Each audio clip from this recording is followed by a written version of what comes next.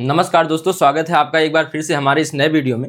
अभी तक हमने इस चैप्टर को शुरू किया था तो हमने कुछ पढ़ लिया था। देखिए क्या शुरू किया है हमने, प्रिज्म द्वारा प्रकाश का अपवर्तन। ठीक है, तो यहाँ पे refraction of light by prism हमने शुरू किया था और इसमें हम लोग पढ़ लिए थे प्रिज्म के बारे में और प्रिज्म से संबंधित परिभाषाओं के बारे में। प्रिज्म से संबंधित परिभाषाओं के बारे में पढ़ लिया था और इसके बाद हमने क्या पढ़ लिया था, संबंधित, यहाँ पे लिख देते हैं, संबंधित परिभाषाओं के बारे में। फिर हमने पढ़ा था प्रिज्म से प्रकाश का अपवर्तन, प्रिज्म से प्रकाश का अपवर्तन, और इसी में पढ़ लिया था हमने न्यूनतम विचलन कोण। न्यूनतम विचलन कोण तो क्या होता है न्यूनतम विचलन कोण? तो आपने देखा था कि आपतित किरण को आगे बढ़ाने पर और निर्गत किरण को पीछे बढ़ाने पर जहां दोनों मिलते हैं इस प्रकार से आपने देखा था, तो यह वाला कोण जो बनता है उसे क्या कहते हैं? विचलन कोण कहते हैं। ठीक है, और उसमें क्या लिखा था आपने? आई का मान यानी आपतन कोण का मान बढ़ाते रहने से एक ऐसा हमें विचलन कोण प्राप्त होता है जो कि सबसे न्यूनतम हो जाता है। तो हमें विचलन कोण का मान एक समय ऐसा होता है कि आपतन कोण का मान बढ़ाते रहने से विचलन कोण न्यूनतम प्राप्त होता है, उसे ही न्यूनतम विचलन कोण कहते हैं, आई के एक विशेष मान के लिए। अब यहाँ पे हमने कौन कौन सी परिभाषाएं पढ़ी थी, तो यह आप बता दीजिए। अपवर्तक पृष्ठ, अपवर्तक पृष्ठ पढ़ा था, इसके बाद प्रिज्म कोण पढ़ा था, और आदर्श प्रिज्म कोण याद रखिएगा 60 अंश होता है। तो आदर्श प्रिज्म कोण, ठीक है, आइडियल प्रिज्म कोण कितना डिग्री होता है? 60 डिग्री होता है। ठीक है, अब यहाँ पे इसके बाद आपने पढ़ा था अपवर्तक पृष्ठ हो गया, प्रिज्म कोण हो गया, फिर पढ़े थे अपवर्तक कोण, अपवर्तक कोण। ठीक है, इसके बाद क्या पढ़े थे? अपवर्तक कोण के बाद तो प्रिज्म का आधार, प्रिज्म का आधार। तो अपवर्तक कोण के सामने की जो पृष्ठ होती है, सतह होती है, उसे क्या कहते हैं? प्रिज्म का आधार कहते हैं। फिर पढ़ा था आपने मुख्य परिच्छेद, मुख्य परिच्छेद तो कटा हुआ टुकड़ा, परिच्छेद यहाँ पे क्या है? त्रिभुजाकार कटा हुआ टुकड़ा है। ठीक है, तो यहाँ तक हमने देख लिया था। अब हमें आगे देखना है, हमें पढ़ना है वर्ण विक्षेपण यानी डिस्पर्जन ऑफ लाइट। यहाँ वर्ण मतलब कलर होता है, वर्ण मतलब रंग होता है। ठीक है, वर्ण के कई मतलब होते हैं, जैसे एक आप जो अक्षर वाला वर्ण पढ़ते हैं यही है। ठीक है, इसके मतलब जो आप अक्षर पढ़ रहे हैं वह भी वर्ण है। और वर्ण का मतलब होता है जो जाति से संबंधित, उससे ऊपर जो होता है वर्ण व्यवस्था, आप लोग कहते हैं ना वर्ण व्यवस्था है, उसके लिए भी आता है। फिर यह रंग के लिए आता है, किसके लिए आता है? रंग के लिए आता है। और वर्ण व्यवस्था वाला तो है ही वर्ण व्यवस्था। वर्ण व्यवस्था क्या है? ब्राह्मण, क्षत्रिय, वैश्य और शूद्र में वर्ण व्यवस्था देखते हैं। तो वर्ण का अर्थ कई होता है, तो हमें कौन सा यहाँ पढ़ना है? रंग को लेकर पढ़ना है। तो देखिएगा, अब हम शुरू करते हैं वर्ण विक्षेपण।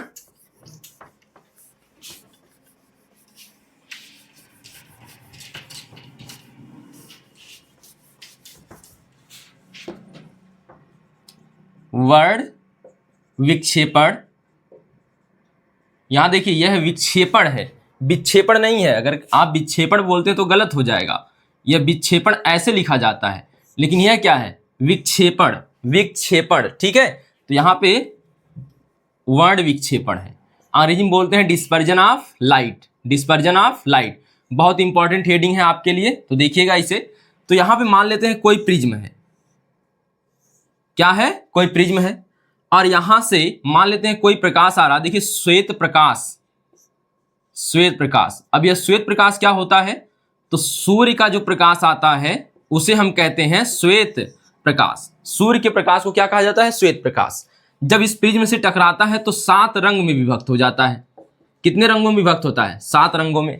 तो श्वेत प्रकाश जो होता है यानी सूर्य का प्रकाश जो होता है वह 7 रंगों से मिलकर बना होता है। जब यह किसी प्रिज्म से टकराता है तो वह 7 रंगों में विभक्त हो जाता है। और इसी 7 रंगों में विभक्त होने की जो घटना है, 7 रंगों में विभक्त, 7 रंगों में विभक्त, यह विभक्त होने की घटना कहलाती है क्या? इसे कहते हैं वर्ण विक्षेपण। क्या कहते हैं? वर्ण विक्षेपण कहते हैं। ठीक है, तो प्रिज्म द्वारा श्वेत प्रकाश का टकराकर यह बीच में क्या रखा गया है? प्रिज्म रखा गया है। ठीक है, श्वेत प्रकाश का किसी प्रिज्म से टकराकर 7 रंगों में विभक्त होना क्या कहलाता है? वर्ण विक्षेपण कहलाता है। और इन 7 रंगों के समूह को, 7 रंगों के समूह को, 7 रंगों के समूह को स्पेक्ट्रम कहा जाता है। क्या कहा जाता है? स्पेक्ट्रम या हिंदी में वर्णक्रम कहा जाता है। क्या कहा जाता है? स्पेक्ट्रम या वर्णक्रम कहा जाता है। तो आइए इसको हम लोग बना के देखते हैं। देखिएगा यहाँ पे सही से तो स्पष्ट दिख नहीं पाएगा, लेकिन फिर भी हम कोशिश कर लेते हैं। ठीक है, यहाँ पे श्वेत प्रकाश जो होता है सूर्य का होता है। फिलहाल हम यहाँ से देखने की कोशिश करते हैं। तो देखिए यहाँ से आपको कुछ रंग अलग अलग दिख रहे होंगे। ठीक है, तो यहाँ देखिए, यहाँ से टकरा रहा है पहला अपवर्तक पृष्ठ से, जब बाहर निकल रहा हुआ है तो आपको यहाँ पे कुछ अलग अलग रंग दिख रहे होंगे। ठीक है, तो यहाँ पे आप देख सकते हैं भिन्न भिन्न कलर थोड़ा सा ही दिख रहा होगा। ठीक है, तो यह क्या हो रहा है, यहाँ से प्रिज्म द्वारा प्रकाश का अपवर्तन हो रहा है। ठीक है, यह पूर्ण रूप से श्वेत प्रकाश नहीं कहलाता है, क्योंकि श्वेत प्रकाश हम सूर्य के प्रकाश को मानते हैं। तो यहाँ पे हल्का उसका अंश होता है। तो यहाँ पे आप देख सकते हैं हल्का ही डिस्पर्जन हो रहा है। ठीक, तो यहाँ देख लीजिए, तो इस तरह से आप देख सकते हैं। ठीक है, तो यह रहा आपका क्या, प्रिज्म से प्रकाश का 7 रंगों में विभक्त होना। क्या कहलाता है? क्या कहलाता है? वर्ण विक्षेपण कहलाता है। चलिए फिर आगे देखते हैं। तो अब हम लिखेंगे यहाँ पे वर्ण विक्षेपण की परिभाषा। इसको मैं मिटा देता हूं। तो डिस्पर्जन ऑफ लाइट अंग्रेजी में बोलते हैं। तो क्या हो जाएगा? श्वेत प्रकाश का, अब श्वेत प्रकाश जब भी कोई पूछे तो इसका मतलब क्या है? सूर्य का प्रकाश। व्हाइट लाइट मतलब सूर्य का प्रकाश। तो श्वेत प्रकाश का किसी प्रिज्म से टकराकर 7 रंगों में विभक्त होने की घटना है। आप सीधे देख सकते हैं, जब कोई श्वेत प्रकाश, देखिए 60 और आसान करते हैं, 60 नहीं लेकिन आसान करते हैं। जब कोई श्वेत प्रकाश किसी प्रिज्म से टकराती है,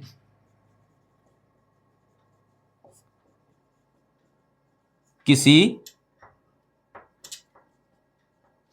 प्रिज्म से टकराती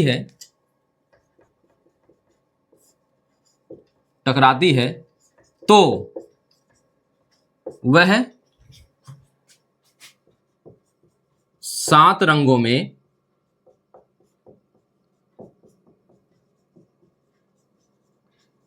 विभक्त हो जाती है।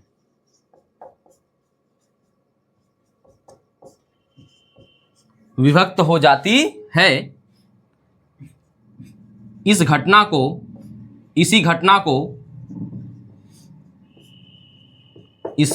को वर्ण विक्षेपण कहते हैं। वर्ण विक्षेपण कहते हैं। ठीक है, अब देखिए जब भी परीक्षा में आ जाए, या 2 नंबर के लिए कम से कम आएगा, तो इसका नीचे वही डिजाइन जो हमने भी बनाया था ना, वैसे ही बना दीजिएगा। फिर हम देखेंगे, अभी स्पेक्ट्रम को देखेंगे तो वहां पे फिर से बनाएंगे। तो पहले यहां पे देख लीजिए, बना लेते हैं। श्वेत प्रकाश यह कहां गया? प्रिज्म के पास। ठीक है, किसके पास गया? प्रिज्म पर पड़ा और कितने रंगों में विभक्त हो गया? कितने रंगों में? 7 रंग। 7 रंगों में विभक्त। 7 रंगों में क्या हो गया? विभक्त हो गया। और यही घटना क्या कहलाती है? ठीक है, यही घटना कहलाती है वर्ण विक्षेपण।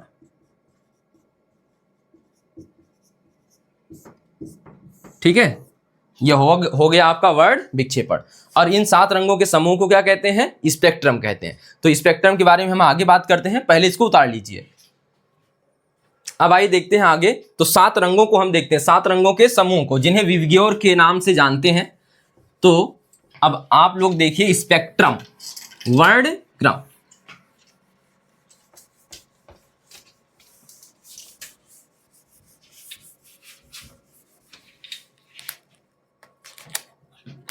तो यहां पे आपको अगली हेडिंग बना लेनी है स्टार करके, वर्णक्रम या फिर स्पेक्ट्रम। वर्णक्रम या फिर क्या? स्पेक्ट्रम। तो इसे क्या कहते हैं? तो प्रिज्म द्वारा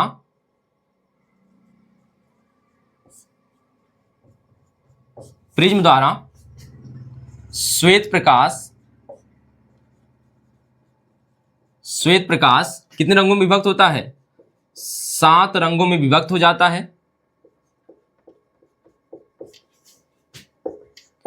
7 रंगों में विभक्त हो जाता है।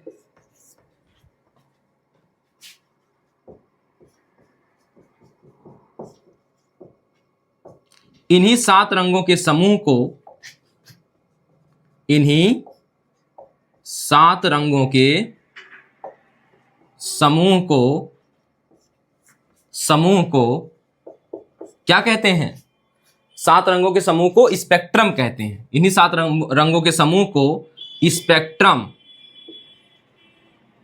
या फिर क्या कहा जाता है? वर्ण क्रम, वर्ण क्रम कहते हैं।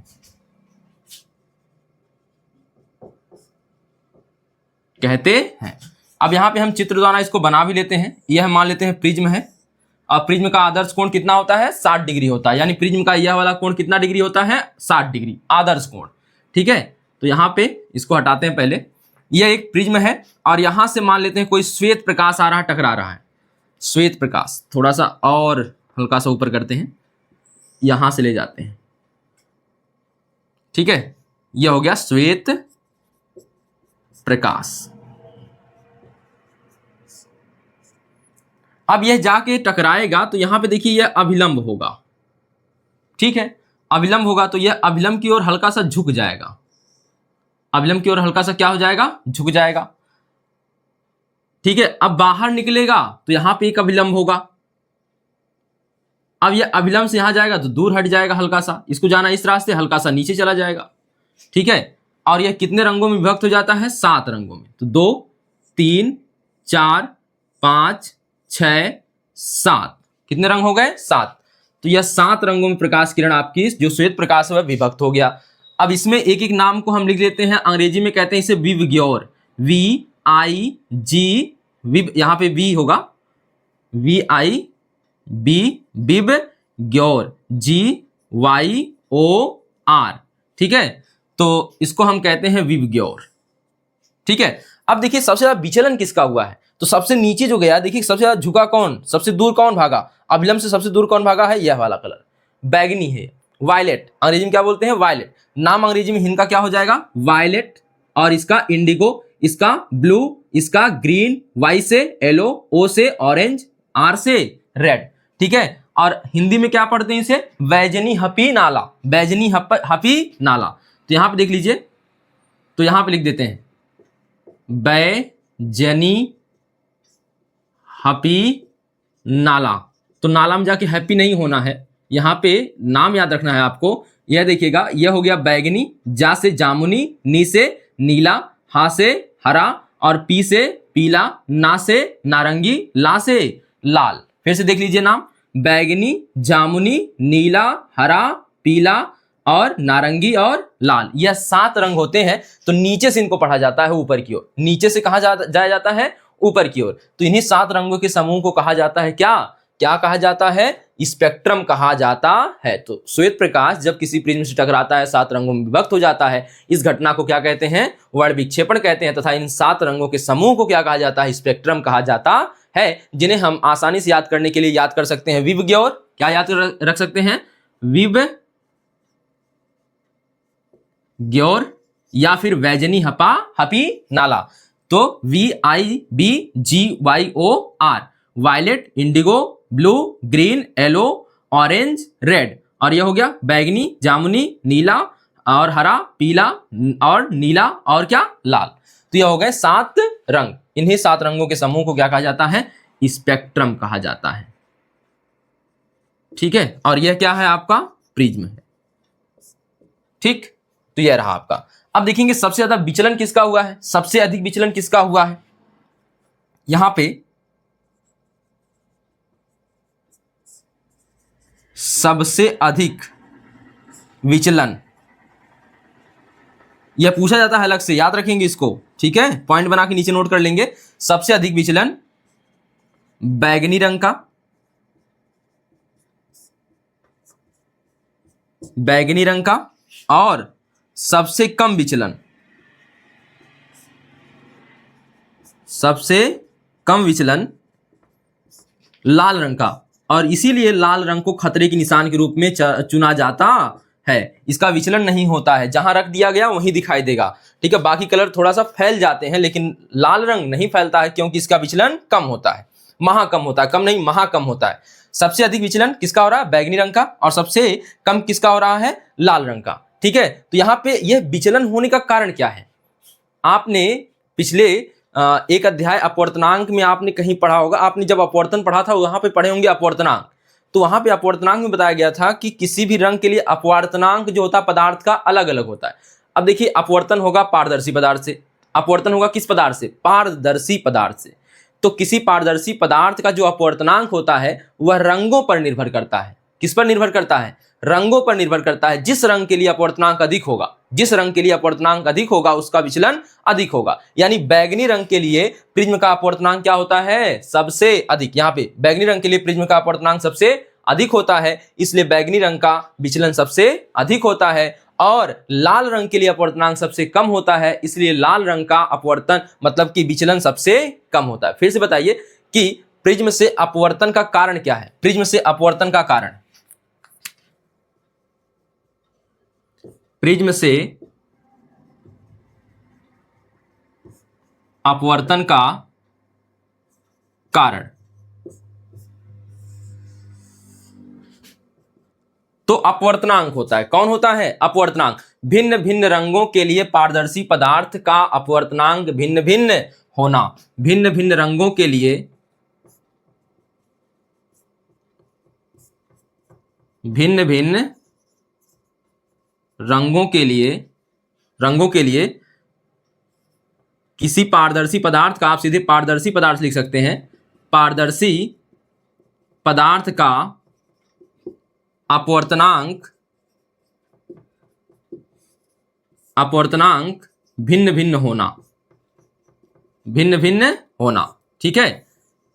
तो यहां पे देखेंगे अपवर्तनांक, अपवर्तन का, प्रिज्म से अपवर्तन का यानी विचलन का क्या कारण है, या अपवर्तन, आप यहां विचलन लिख लें, ठीक है। प्रिज्म से विचलन का क्या कारण है, या वर्ण विक्षेपण का क्या कारण है? प्रिज्म से वर्ण विक्षेपण का कारण, यह सुटेबल शब्द है आपका, वर्ण विक्षेपण का कारण क्या है? तो प्रिज्म के लिए वर्ण विक्षेपण का कारण क्या है? प्रिज्म से वर्ण विक्षेपण का, तो भिन्न भिन्न रंगों के लिए पारदर्शी पदार्थ का अपवर्तनांक भिन्न भिन्न होना, भिन्न भिन्न होना। तो यहां पे आप लिख सकते हैं भिन्न भिन्न होना, ठीक है। अब यहां पे हम देखेंगे कि सबसे अधिक विचलन किसका हो रहा है? बैगनी रंग का। इसलिए हम कहेंगे अपवर्तनांक किस रंग का सबसे अधिक है प्रिज्म के लिए? तो इसका अपवर्तनांक प्रिज्म के लिए सबसे अधिक होता है। अपवर्तनांक,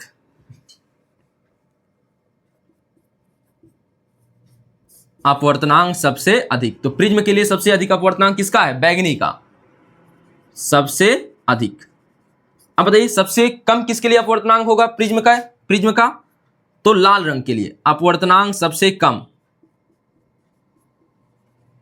अपवर्तनांक सबसे कम, ठीक है। फिर से देखिएगा, तो स्पेक्ट्रम किसे कहते हैं? तो प्रिज्म से जब श्वेत प्रकाश टकराता है तो 7 रंगों में विभक्त होता है, और इसे ही कहा जाता है, 7 रंगों के समूह को कहा जाता है स्पेक्ट्रम या वर्ण क्रम। इन 7 रंगों को हम आसानी से याद रखने के लिए नीचे से ऊपर के क्रम में याद रखते हैं, विबग्योर या फिर वैजनी हपी नाला, ठीक है। और फिर हम देखते हैं कि जो सबसे अधिक विचलन हुआ है वह हुआ है बैगनी रंग का।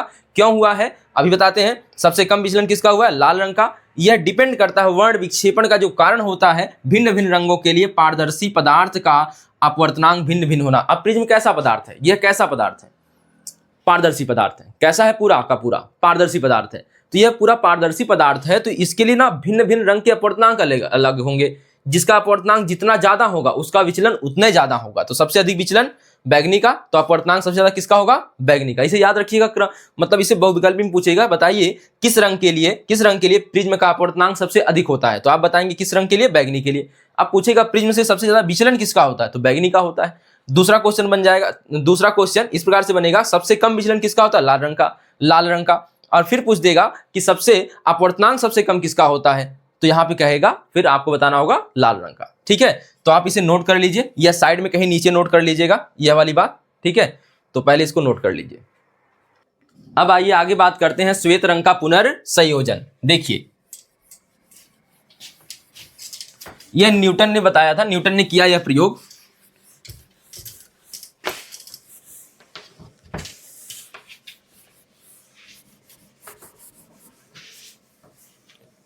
तो देखिए न्यूटन का यह प्रयोग श्वेत रंग का पुनर्संयोजन से संबंधित। तो हेडिंग बना लीजिए, यह पूछा नहीं जाएगा लेकिन बस ऐसे ही हल्का सा देख लीजिए, श्वेत रंग का पुनर्संयोजन, रिकम्बिनेशन। पुनर्संयोजन को क्या बोलते हैं? Recombination of white light. यहां व्हाइट लाइट हो जाएगा, ठीक है, श्वेत प्रकाश का बोल सकते हैं। देखिए अब यहां पे देखिएगा, जब आपने एक प्रिज्म लिया, यह मान लेते हैं हमारा प्रिज्म हो गया, इससे जो प्रकाश किरण थी वह कितने रंगों में विभक्त हो गई थी? 7 रंगों में। कितने रंगों में? 7। यहां से 1 2 3 4 5 6 7, ये कितने रंग हो गए? 7। अब यह जब किसी प्रिज्म से टकराएगा अन्य प्रिज्म से, अगर इसी के उल्टा, इसी के साथ एक उल्टा समानांतर प्रिज्म रख दें, उल्टा कैसा? समानांतर प्रिज्म रख दें। देखिएगा चित्र हल्का सा खराब बने तो आप समझ लीजिए, यहां पे केवल देखिए ये इसके समानांतर रखना है, ठीक है। अब मान लेते हैं यहां पे यह टकरा गया,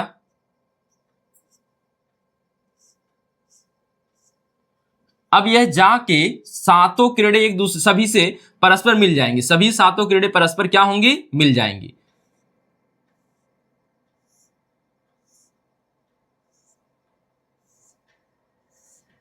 ठीक है, और यह एक प्रकाश बनकर निकल जाएंगी, इस प्रकार से एक प्रकाश होकर निकल जाएंगी। तो यह सातों किरणें आपस में क्या हो गई? मिल गई। सातों किरणें आपस में क्या हो गई? मिल गई। और इस प्रकार से यह 7 रंग एक हो गए। 7 रंग क्या हो गए? एक हो गए। 7 रंग क्या हो गए? एक हो गए। और इसे ही कहा जाता है क्या? श्वेत रंग का पुनर्संयोजन। श्वेत रंग का पुनर्संयोजन। तो देखिए क्या होता है, प्रिज्म से जो हमें 7 रंग प्राप्त होते हैं, अगर उसी के समानांतर एक उल्टा प्रिज्म रख दें, अगर उसी के समानांतर एक कैसा प्रिज्म रख दें? उल्टा प्रिज्म रख दें, तो हमें जो प्राप्त होता है हम उसे श्वेत प्रकाश कहते हैं। केवल एकमात्र श्वेत प्रकाश प्राप्त हो जाता है। तो आइए बात कर लेते हैं 2 लाइन में।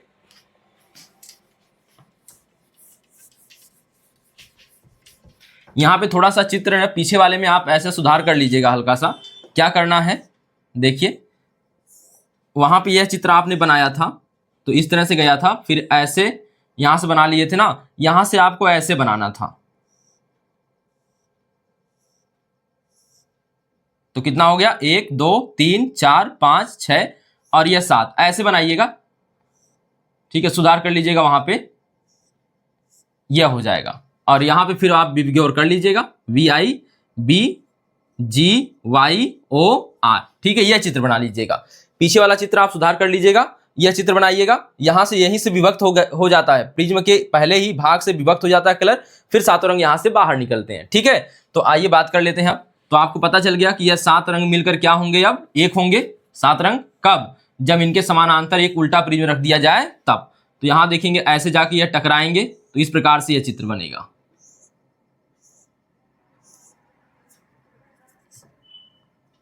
और यहां से यह बाहर निकल जाएंगे। तो इसे कहते हैं श्वेत रंग का क्या? पुनर्संयोजन। श्वेत रंग का पुनर्संयोजन। तो यह कौन सी किरण है? श्वेत किरण, यानी श्वेत प्रकाश। श्वेत प्रकाश, ठीक है, यहां पे लिख सकते हैं श्वेत प्रकाश का पुनर्संयोजन। और यहां से जो निकला है यह भी क्या है? श्वेत प्रकाश। तो आप हेडिंग बना लीजिए, श्वेत रंग नहीं अच्छा लग रहा है, श्वेत प्रकाश सही है। ठीक है, तो श्वेत प्रकाश का पुनर्संयोजन। अब यहां से आप समझ गए होंगे, यहां पे समझ गए होंगे कि यहां पे हम देख रहे हैं कि 7 रंग जब उल्टे प्रिज्म पे पड़ रहे हैं तो यह 7 रंग मिलकर फिर क्या हो जा रहे हैं? एक हो जा रहे हैं।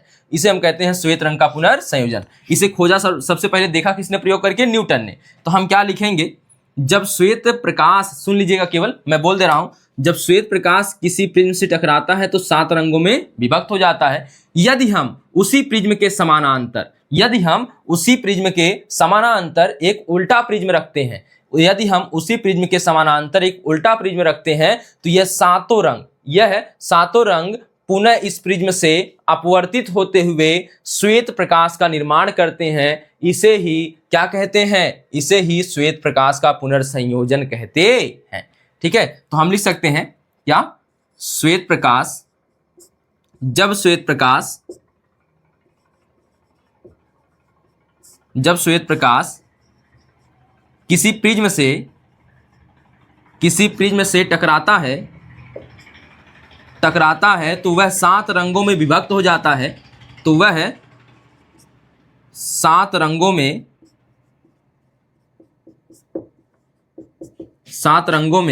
विभक्त हो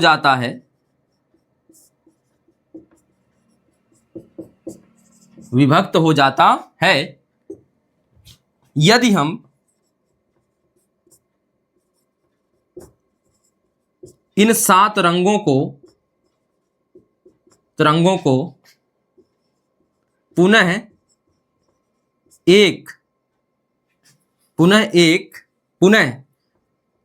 पहले प्रिज्म के समानांतर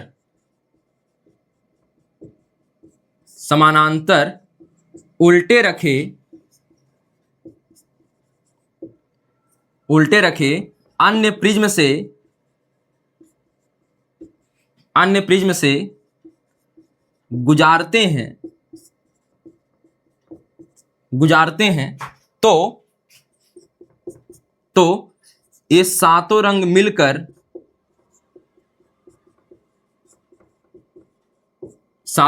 मिलकर श्वेत प्रकाश का निर्माण करते हैं।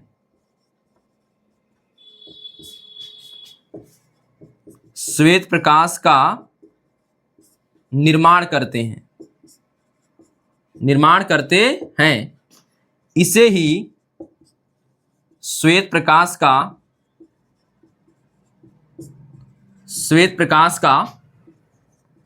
पुनर्संयोजन कहते हैं।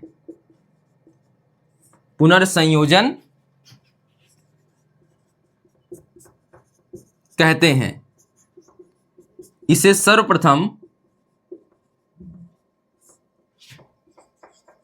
न्यूटन ने देखा।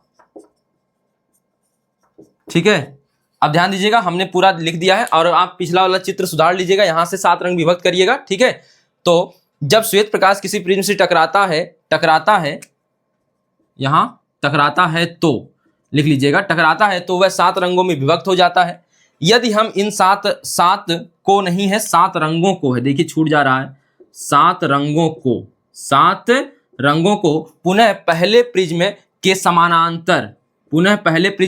समानांतर उल्टे रखे अन्य प्रिज्म से गुजारते हैं तो 7 रंग मिलकर श्वेत प्रकाश का निर्माण करते हैं। इसे श्वेत प्रकाश का पुनर्संयोजन कहते हैं। इसे सर्वप्रथम न्यूटन ने देखा। यह हो गया आपका श्वेत प्रकाश का पुनर्संयोजन।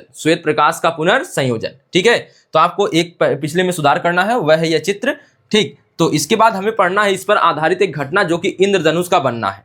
ठीक है, आप देखते होंगे कि इंद्रधनुष में 7 रंग होते हैं। ठीक है, समान वृत्ति मतलब एक संकेंद्रीय चाप हमें दिखते हैं। संकेंद्रीय चाप का मतलब क्या होता है? संकेंद्रीय चाप जब बनता है तो आप देखेंगे ऐसे ऐसे ऐसे, यानी सभी वृत्तों का केंद्र एक ही होगा। ठीक है, और रंगीन प्राप्त होते हैं। तो अभी हम पढ़ेंगे इंद्रधनुष का बनना, जो कि 7 रंग उसमें दिखते हैं। वह है इसी घटना पर यानी वर्ण विक्षेपण पर आधारित एक घटना है। तो पहले इसको उतार लीजिए, फिर हम बढ़ते हैं इंद्रधनुष के बनने पर। तो अब आइए बात करते हैं इंद्रधनुष का बनना या इंद्रधनुष के बारे में बात करते हैं। ठीक है, इंद्रधनुष का बनना और इंद्रधनुष, पहले इंद्रधनुष की परिभाषा जानते हैं क्या होती है।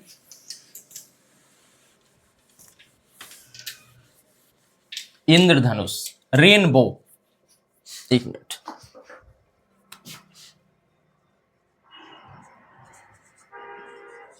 इंद्रधनुष, रेनबो अंग्रेजी में कहते हैं। तो अगली हेडिंग है आपकी, जो कि परीक्षा में पूछने की संभावना कम ही रहती है, लेकिन फिर भी पढ़िए। तो यहां पे क्या होगा कि पहले लिख लेते हैं इंद्रधनुष है क्या। तो कभी कभी, हमेशा नहीं दिखता है, कभी कभी वर्षा के समय या वर्षा के बाद जब धूप निकलती है, धूप निकलती है, भूख नहीं निकलती है, धूप, ठीक है, धूप निकलती है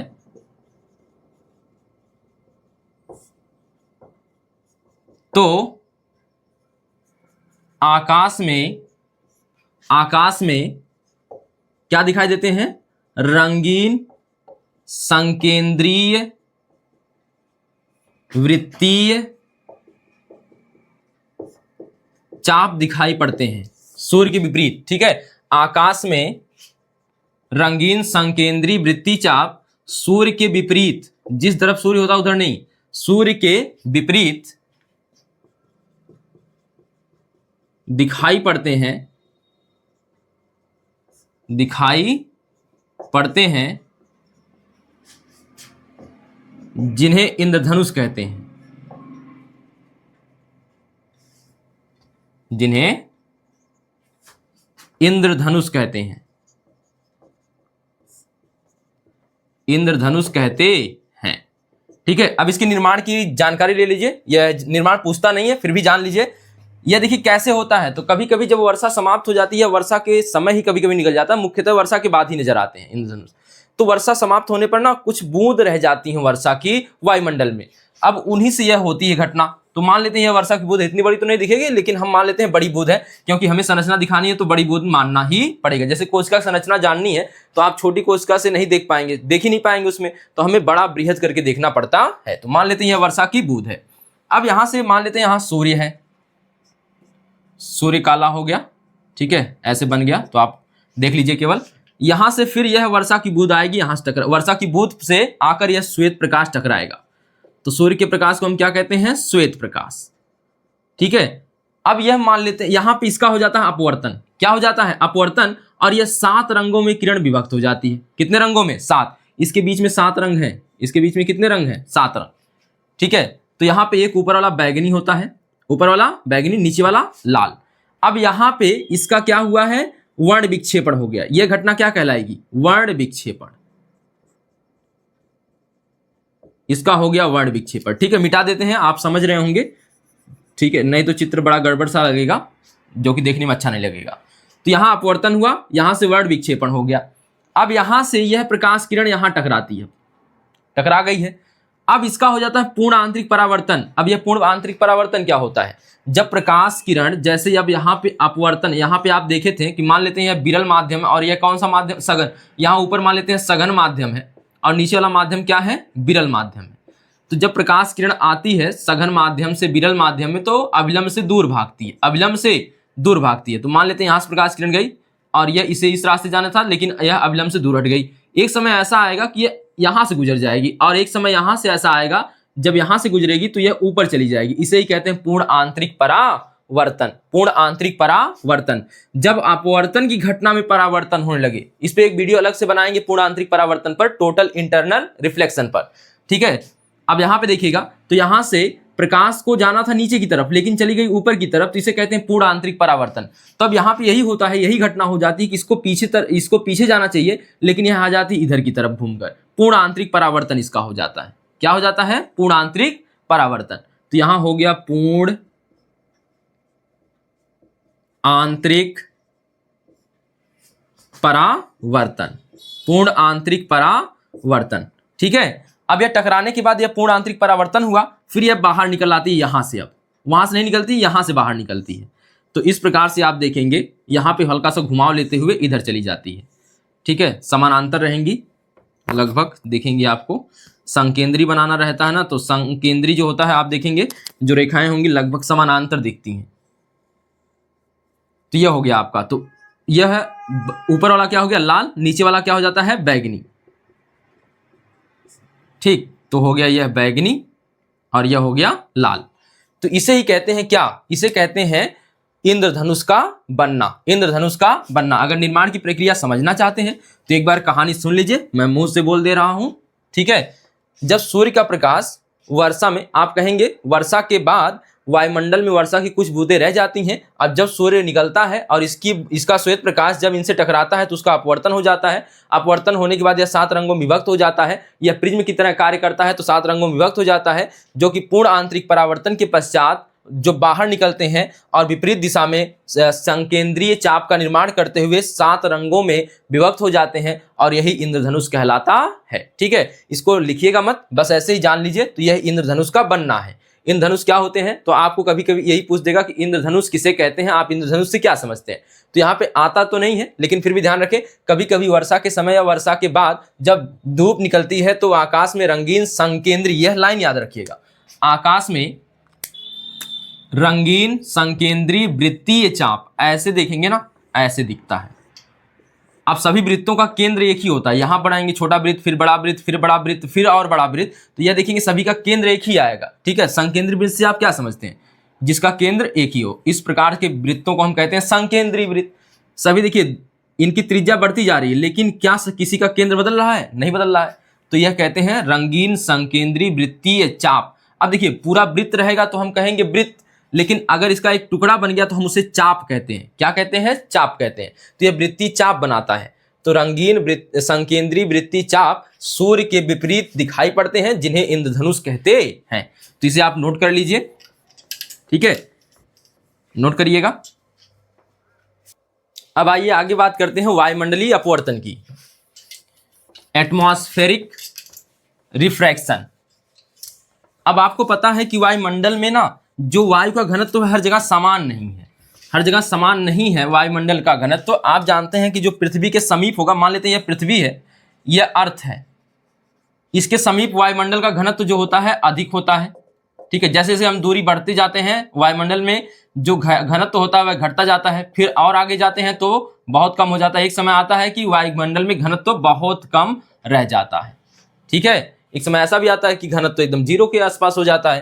तो यहाँ पे हम देखेंगे वायुमंडल में विभिन्न घनत्व के, वायु के विभिन्न घनत्व के स्तर पाए जाते हैं। वायु के विभिन्न घनत्व के स्तर पाए जाते हैं। वायुमंडल में वायु के विभिन्न घनत्व के क्या पाए जाते हैं, स्तर, यानी सतहें पाई जाती हैं। ठीक है, सतह नहीं कहेंगे, स्तर कहेंगे। स्तर का मतलब हो जाता है कुछ सीमा तक।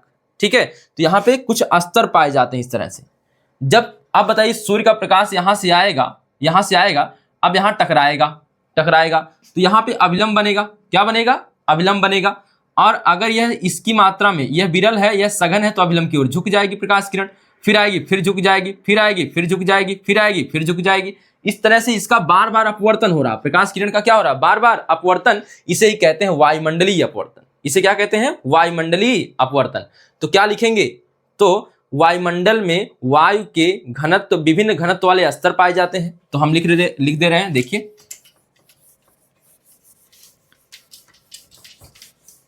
वायुमंडलीय अपवर्तन।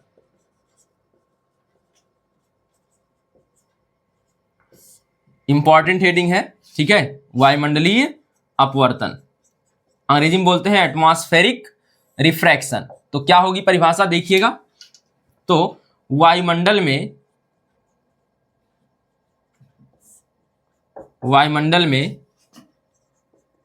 वायु के विभिन्न घनत्व वाले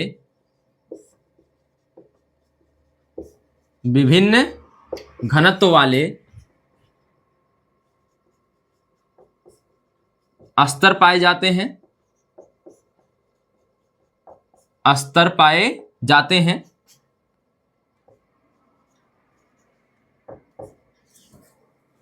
और यदि कोई प्रकाश किरण इन स्तरों से गुजरती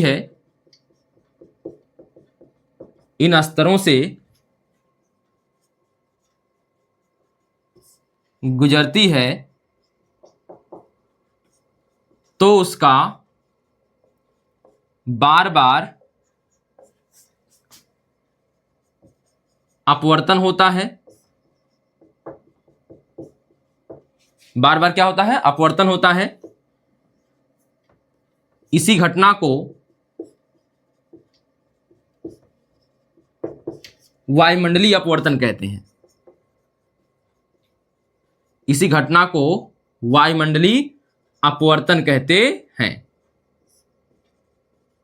ठीक है, तो एक बार फिर से पढ़ लीजिए। वायुमंडल में वायु के विभिन्न घनत्व वाले स्तर पाए जाते हैं। घनत्व वाले स्तर पाए जाते हैं, और यदि कोई प्रकाश किरण इन स्तरों से गुजरती है तो उसका बार बार अपवर्तन होता है। आप एक ही भी लिख सकते हैं, उसका अपवर्तन होता है। इसी घटना को वायुमंडलीय अपवर्तन कहते हैं। आपने तारों को टिमटिमाते हुए देखा होगा, तो वायुमंडलीय अपवर्तन के कारण ही वह टिमटिमाते हुए नजर आते हैं। तो उदाहरण में लिख सकते हैं, इसके उदाहरण के लिए देखेंगे इस पर आधारित घटना, तो लिख सकते हैं तारों का टिमटिमाना, तारों का टिमटिमाना इसी पर आधारित घटना है, यानी वायुमंडलीय अपवर्तन पर आधारित घटना है, आधारित घटना है। आगे और भी घटनाएं हम पढ़ेंगे, ठीक है। अभी यहां पर उदाहरण के लिए हम देख रहे थे बस। इसके बाद एक और हेडिंग है प्रकाश जो होता है उसका प्रकीर्णन। तो यहां पे हम लिखेंगे प्रकाश का प्रकीर्णन, प्रकाश का प्रकीर्णन। प्रकाश का क्या हो गया? प्रकीर्णन। अब यहां पे हम समझते हैं इसको इसी से, लाइट से। जैसे देखिए यहां पे आप देखिए इसकी लाइट जो निकल रही है बहुत छोटी जगह से निकल रही है, लेकिन आप देखते हैं, देखिए ये फैल कर पूरा यहां सामने दिखा रहा है कि नहीं? क्यों फैल रही है लाइट? क्यों नहीं सीधे जा रही है? क्योंकि इसके मार्ग में छोटे छोटे कण आ रहे हैं। अब ये छोटे छोटे कणों से टकरा कर सभी दिशाओं में क्या हो जा रही है? प्रकाश किरण फैल जा रही है। प्रकाश जो है पूरे सभी दिशाओं में फैल जा रहा है। इसी घटना को कहते हैं प्रकाश का प्रकीर्णन, यानी स्कैटरिंग ऑफ लाइट, प्रकाश का प्रकीर्णन। ठीक है, तो यहां पे लिख सकते हैं प्रकाश का प्रकीर्णन। यहां का जोड़ लीजिएगा, प्रकाश का प्रकीर्णन। तो क्या हो जाएगा? जब कोई प्रकाश अपने मार्ग में उपस्थित सूक्ष्म कणों से टकराता है तो वह सभी दिशाओं में फैल जाता है। इसे हम कहते हैं प्रकाश का प्रकीर्णन। ठीक है, प्रकाश का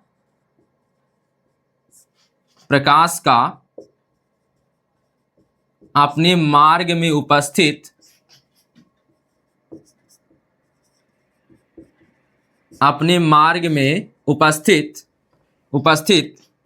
सूक्ष्म कणों से टकराकर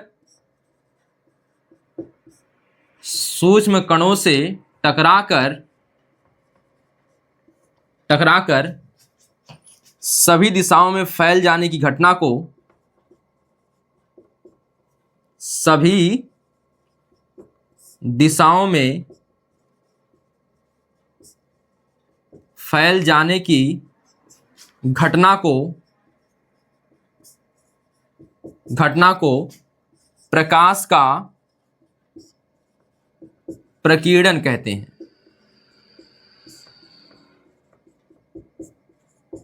ठीक है, प्रकाश का प्रकीर्णन कहते हैं। प्रकाश का अपने मार्ग में उपस्थित सूक्ष्म कणों से टकराकर सभी दिशाओं में फैल जाने की घटना को प्रकाश का प्रकीर्णन कहते हैं। आपने कभी देखा होगा टिन में अगर कहीं छेद है, अगर ऊपर टिन लगी है, अगर कहीं छेद है तो उसमें क्या होता है? उस छिद्र से जब कोई प्रकाश आता है तो आप देखते हैं ऊपर तो बहुत छोटा छिद्र है, लेकिन नीचे जब देखते हैं तो वह बहुत बड़े में दिखता है, गोल में इतना दिखता है।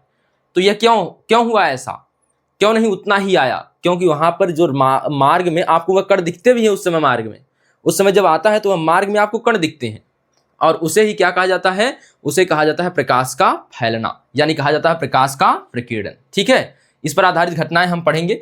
इसी से संबंधित एक रेले का नियम है, रेले का नियम।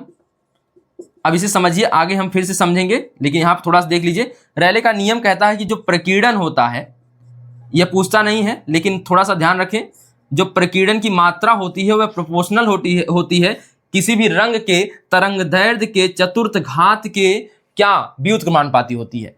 प्रकीर्णन की मात्रा, ठीक है, तो क्या होती है? 1/λ की पावर 4 के अनुक्रमानुपाती होती है, या कहेंगे व्युत्क्रमानुपाती होती है। ठीक है, तो यहां तक आप नोट कर लीजिए पहले। तो इसे आपने नोट कर लिया होगा। ठीक है, तो यहाँ पे आपने लैम्डा को समझा होगा, तरंग दैर्ध्य होता है लैम्डा का मतलब। फिर हम अगले वीडियो में इसे समझेंगे।